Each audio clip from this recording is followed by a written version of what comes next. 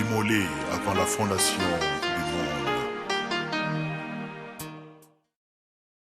Nous sommes encore ensemble pour l'émission Jésus le Christ, lumière des nations. Nous allons lire aujourd'hui dans le psaume 78. C'est un cantique d'Asaph.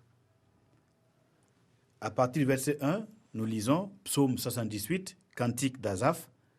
Mon peuple, écoute mes instructions. Prête l'oreille aux paroles de ma bouche. J'ouvre la bouche par des sentences, je publie la sagesse des temps anciens. Ce que nous avons entendu, ce que nous savons, ce que nos pères nous ont raconté, nous ne le cacherons point à leurs enfants, nous dirons à la génération future les louanges de l'Éternel et sa puissance et les prodiges qu'il a opérés. Il a établi un témoignage en Jacob, il a mis une loi en Israël, et il a ordonné à nos pères de l'enseigner à leurs enfants, pour qu'elle fût connue de la génération future des enfants qui naîtraient, et que, devenus grands, ils en parlassent à leurs enfants, afin qu'ils missent en Dieu leur confiance, qu'ils n'oubliassent pas les œuvres de Dieu, et qu'ils observassent ses commandements. Afin qu'ils ne fussent pas comme leur père, une race indocile et rebelle, une race dont le cœur n'était pas ferme et dont l'esprit n'était pas fidèle à Dieu. Les fils d'Éphraïm, armés et tirant de l'arc, tournèrent le dos le jour du combat. Ils ne gardèrent point l'alliance de Dieu et ils refusèrent de marcher selon sa loi. Ils mirent en oubli ses œuvres, ses merveilles, qu'il leur avait fait voir devant leur père. Il avait fait des prodiges au pays d'Égypte dans les campagnes de soins. Il fendit la mer et leur ouvrit un passage. Il fit dresser les eaux comme une muraille. Il les conduisit le jour par la nuée et toute la nuit par un feu éclatant. Il fendit des rochers dans le désert et il donna à boire comme des flots abondants. Du rocher, il fit jaillir des sources et couler des eaux comme des fleuves. Mais ils continuèrent à pécher contre lui, à se révolter contre le Très-Haut dans le désert.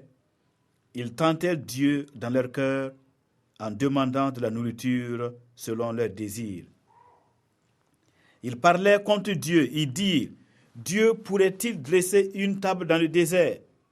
Voici, il a frappé le rocher et les eaux ont coulé, et des torrents se sont répandus.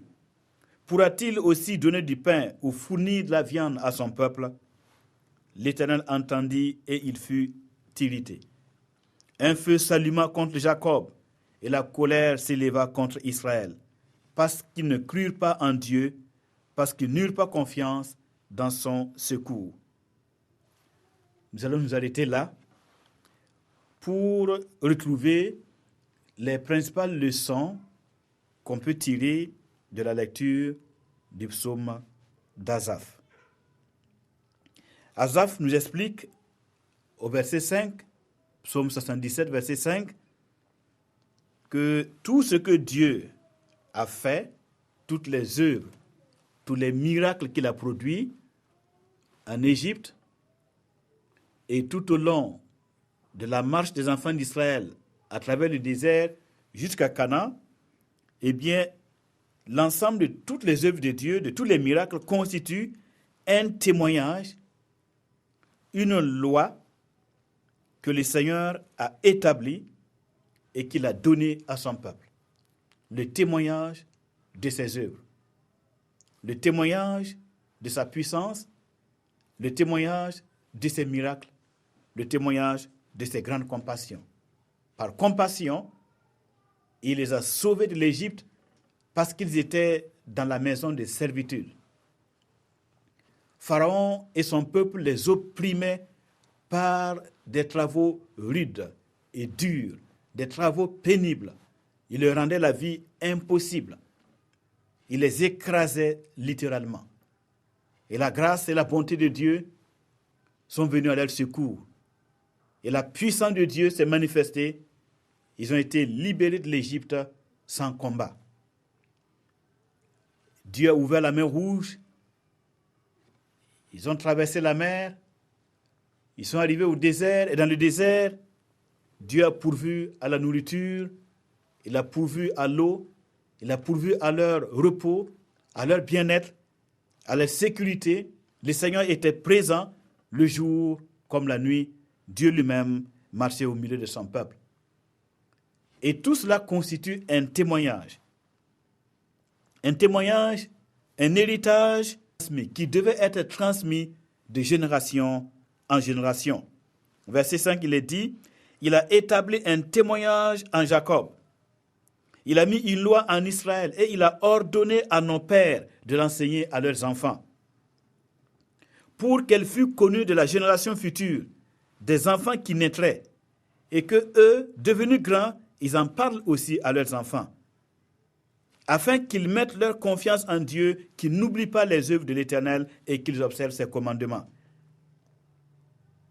C'est un témoignage, c'est un héritage, les hauts faits de l'Éternel, et Dieu avait chargé cette première génération de transmettre aux générations qui suivraient le témoignage de ses miracles, de sa puissance et de son amour.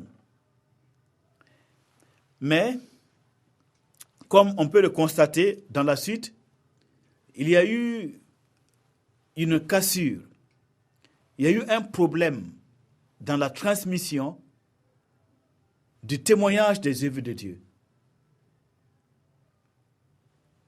Le lien entre les générations n'a pas bien fonctionné et les générations qui ont suivi, n'ayant pas retenu le témoignage des œuvres de l'Éternel, ayant oublié sa puissance, ayant oublié sa gloire et son amour, ayant oublié les exigences de sa sainteté, eh bien, ils se sont écartés du Seigneur et leur vie morale et spirituelle est devenue trop médiocre. Et avec cela, la main de Dieu, la puissance de Dieu, la présence de Dieu n'était plus sensible, évidente, comme autrefois. Donc, il y a un problème. Et lorsque nous lisons dans les Saintes Écritures, nous voyons que les générations qui ont succédé au Moïse étaient des générations du manger et du boire, des générations qui prenaient les choses à la légère, des générations qui n'étaient pas très consacrées au Seigneur. Et ces générations ont mis en oubli ce que c'est que le combat spirituel. La guerre d'Israël depuis l'Égypte, dans sa conquête de la terre promise, les guerres que Dieu a utilisées pour les former sur le plan moral, sur le plan spirituel. Les guerres qui font partie de la vie du croyant, le vrai croyant. Alors, ils n'ont pas connu la guerre, ils ont connu seulement le territoire de Canaan et les richesses que ce territoire contenait et les plaisirs, les jouissances qu'on pouvait avoir. Eh bien, ils sont tombés dans la facilité. Dans la facilité et dans le compromis, ils ont commencé à prendre les filles des autres peuples. Donc, vous voyez, sur le plan moral et spirituel, ils ont commencé à devenir charnels et même mondains. Ils ont commencé à se comporter comme les autres peuples, comme les autres nations. Et en retour, comme conséquence, la présence de Dieu ne se faisait plus sentir comme auparavant. Alors, il est important de comprendre que les pères dans la foi doivent toujours se rappeler du déficit de transmission de la vérité ou de l'héritage aux générations qui suivent. Il y a toujours un problème. Il y a toujours un problème de sorte que la vision des générations après les premières la vision de ces générations-là n'est pas toujours conforme à celle du Seigneur. Ce n'est pas toujours la vision de vivre consacré entièrement et totalement au Seigneur. Les générations nouvelles ont d'autres manières de vivre, ont d'autres façons de voir la vie. Ils prennent la vie, mais comme ils la voient.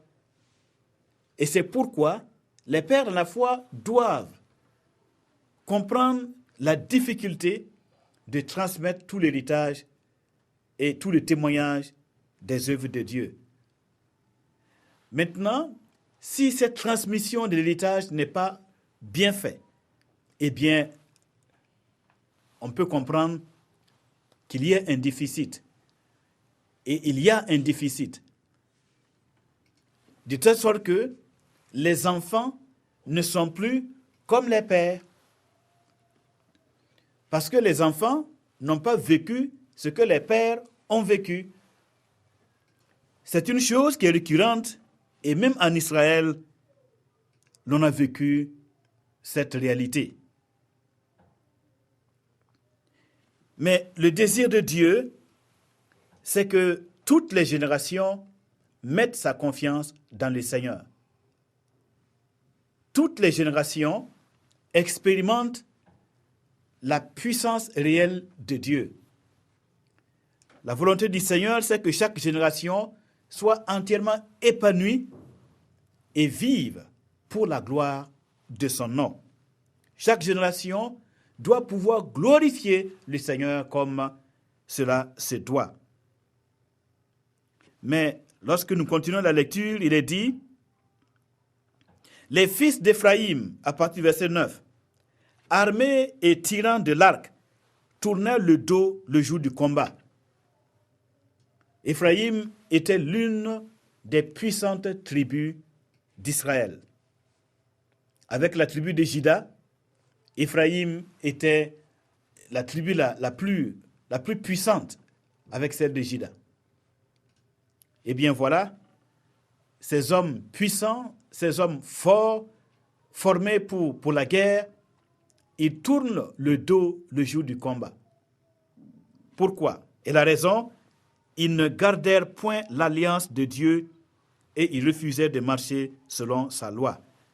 Ils ont mis en oubli ses œuvres, ses merveilles qu'il leur avait fait voir. Devant leur père, il avait fait des prodiges au pays d'Égypte. Il a fendu la mer, etc. Mais cette tribu, symbole de la force d'Israël avec Juda, eh bien, elle tourne le dos dans le combat. Cela explique qu'aujourd'hui, beaucoup de combats spirituels sont perdus. Beaucoup de luttes que nous engageons contre les puissants des ténèbres, contre les ennemis de la foi, contre les maladies, contre les situations, beaucoup de luttes et de combats sont perdus à cause de nos iniquités, à cause de notre manque de profondeur. Comme le prophète Jérémie le dira, dans Jérémie chapitre 8, verset 11, il pense à la légère les plaies de la fille de mon peuple. C'est-à-dire qu'il donne des solutions superficielles, des solutions qui n'en sont pas du tout. Il caresse les problèmes, mais il ne les traite pas en profondeur. Or, nous savons que la droite de l'Éternel, le bras de Dieu est toujours fort pour sauver. Mais le problème, nous dit le prophète Ésaïe, ce sont nos péchés qui mettent une séparation entre notre Dieu et nous. Ce sont nos iniquités qui nous voilent sa face et qui l'empêchent de nous sauver. Et ailleurs, le prophète Jérémie continue en disant, nous grondons tous comme des ours et nous gémissons comme des colombes. Nous espérons la lumière et voici les ténèbres. Nous attendons la délivrance, mais tout est vain. Frères et sœurs, nous devons comprendre la gravité des temps spirituels dans lesquels nous sommes. Cela me fait penser au verset de l'Apocalypse dans lequel le Seigneur Jésus disait à une des églises, « Je n'ai pas trouvé tes œuvres parfaites devant mon Père. Je n'ai pas trouvé tes œuvres parfaites devant mon Père. » Que c'est grave d'être conscient de la réalité de telles choses. Et s'il arrivait que nous sommes ceux à qui le Seigneur dit cela, je n'ai pas trouvé vos œuvres parfaites devant mon Père. Pensons un peu que ce soit à notre génération, que ce soit à nous que le Seigneur s'adresse aujourd'hui. Quelle situation lamentable. Supposons un peu que ce que Asaph décrit dans son psaume, c'est la réalité spirituelle du temps présent, la situation réelle de l'ensemble du corps. Que devons-nous faire? Devrions-nous continuer de faire comme s'il n'en est rien? Tout va bien. De toute façon, les gens se convertissent, les églises deviennent de plus en plus grandes. Le prophète Ézéchiel nous explique qu'un peuple de croyants soit fort sur le plan moral et spirituel, il est important qu'à sa naissance, au jour où il se tourne vers Dieu, le jour de sa naissance, le jour de sa conversion, eh bien, ce soit une vraie conversion, une conversion profonde, une repentance sincère. Alors, Asaph, dans son psaume 78, il dit que Dieu a agi de manière à ce que les uns et les autres puissent mettre en lui leur confiance.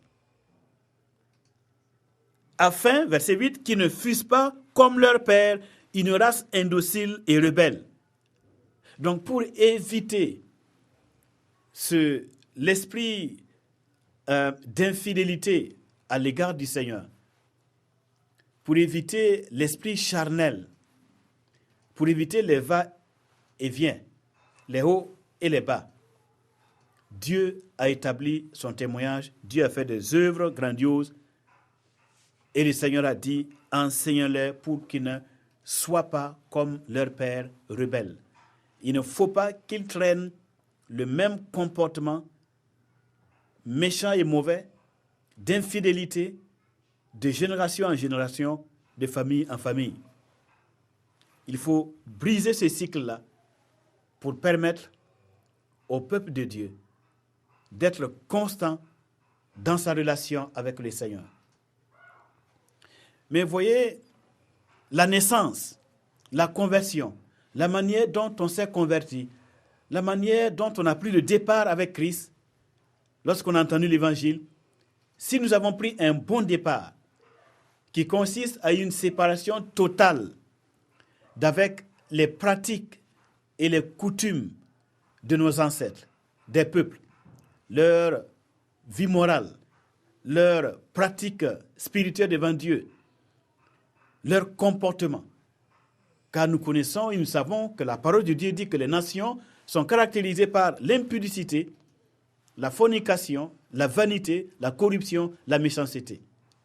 Donc si à notre conversion, il y a eu réellement une séparation totale d'avec ces choses qui amènent la colère de Dieu, eh bien, nous pourrons par la suite demeurer dans la sainteté, dans la fidélité, et nous pourrons continuer à être un peuple qui garde la crainte de Dieu et qui entend constamment la voix de Dieu, de sorte que ce peuple ne s'éloigne jamais de la volonté du Seigneur.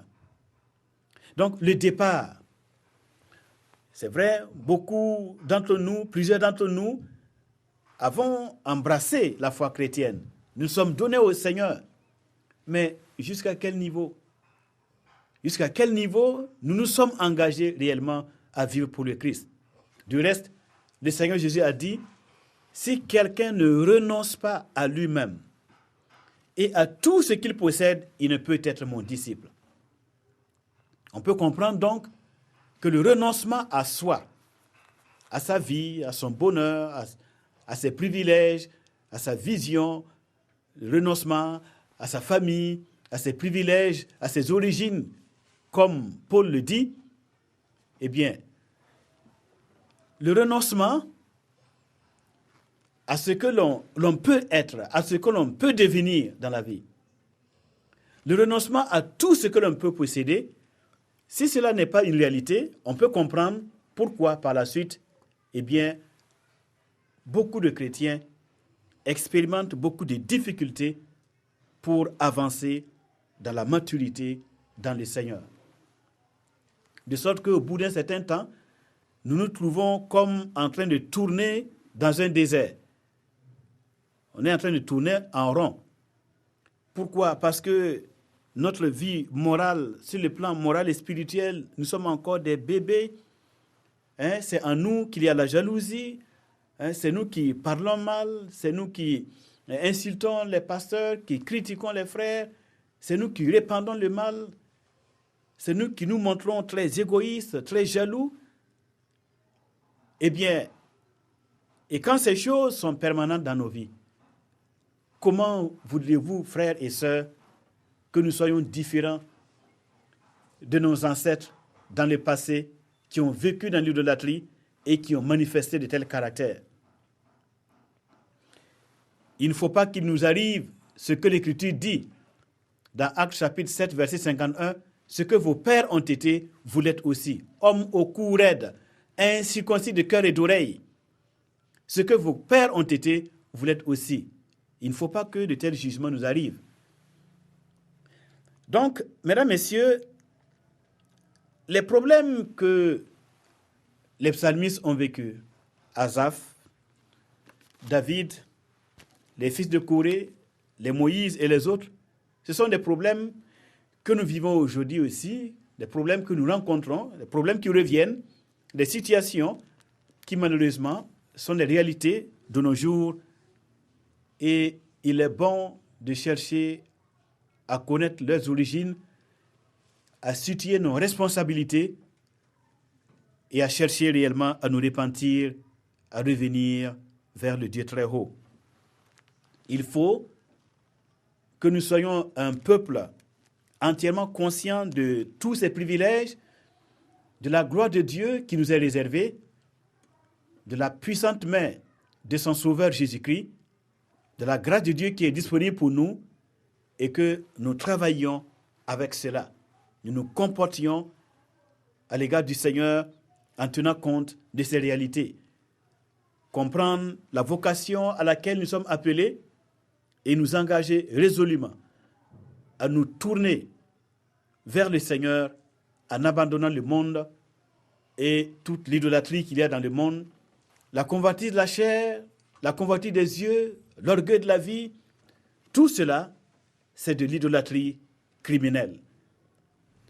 Mais avec la repentance, le Saint-Esprit de Dieu va remplacer dans nos vies et dans nos assemblées ce qui a été dévoré. Alors, pour terminer notre propos de ce jour, nous lisons dans le psaume 78 que l'Éternel leur a donné à manger le blé du ciel. Verset 24-25. Il leur a donné à manger le pain des grands. Il leur a envoyé de la nourriture à satiété. Il fit souffler dans les cieux le vent d'Orient et il amena par sa puissance le vent du midi. Il fit pleuvoir sur eux la viande comme de la poussière et comme le sable des mers, les oiseaux ailés. Il les fit tomber au milieu de leur camp, tout autour de leur demeure. Ils mangèrent et se rassasièrent abondamment, Dieu leur donnant ce qu'ils avaient désiré. Ils n'avaient pas satisfait leurs désirs, ils avaient encore leur nourriture dans la bouche lorsque la colère de Dieu s'éleva contre eux. Il frappa de mort les plus vigoureux il abattit les jeunes hommes d'Israël. Mesdames, Messieurs, voilà le résultat de la convoitise.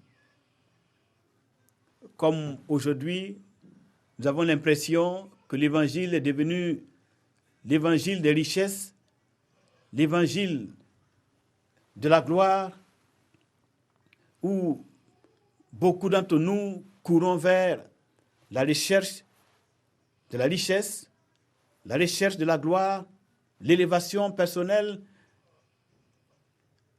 Le résultat de la convoitise, on vient de le voir, c'est le jugement de Dieu et le châtiment qui accompagne cela. C'est pourquoi nous ne devrions pas être une génération de convoitise qui regarde à ce que nous pouvons avoir comme chrétiens, les richesses auxquelles nous pouvons parvenir, l'élévation et la gloire à laquelle nous pouvons parvenir. Tout cela n'est rien. Ce qui est quelque chose, c'est de servir fidèlement et humblement le Seigneur Jésus-Christ. La gloire des hommes n'est rien. Le succès auprès des hommes et aux yeux des hommes n'est rien. Ce qui est quelque chose, c'est de demeurer tel que le Seigneur nous a appelés, dans l'humilité, dans l'obéissance et dans le service. Que le Seigneur soit avec nous pour les choses que nous avons parlé, pour les choses que nous avons partagées avec vous en cet instant. Eh bien, il n'y a que le Seigneur qui puisse nous aider. Il puisse nous rendre conscients de la réalité des choses que nous venons de dire et nous aider à changer, à vouloir le meilleur de Dieu, à rechercher les choses d'en haut, là où le Christ est assis, à la droite de Dieu le Père.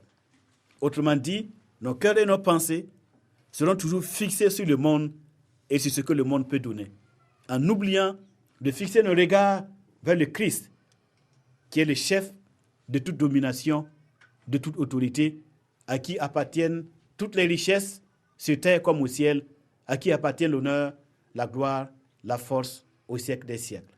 Amen.